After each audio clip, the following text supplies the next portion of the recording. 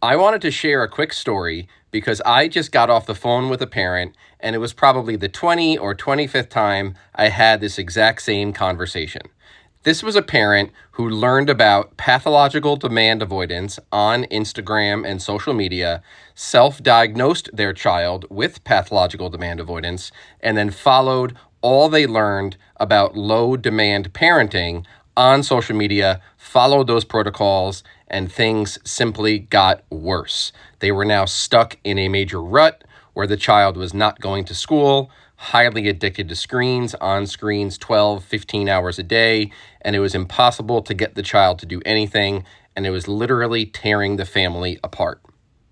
Low demand parenting is based on this ideology that the child has a disordered nervous system, and every single time they sense they are losing autonomy in a situation, they instantly go into very extreme fight and flight mode, where they just simply get so unbelievably dysregulated. It's because of the demands that we place on them. They lose autonomy, and this is where pathological avoidance is seen.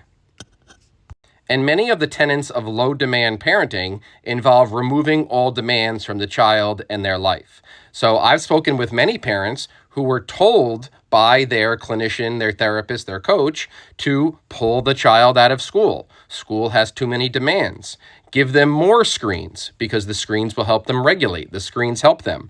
Don't make them do things like brush their teeth, or remove all demands completely that cause them to have any sort of behaviors, because they're feeling a loss of autonomy in that situation, and we have to connect with them, and it's all about their disordered nervous system. So because they have a disordered nervous system, we cannot place demands on them that give them a sense of a loss of autonomy.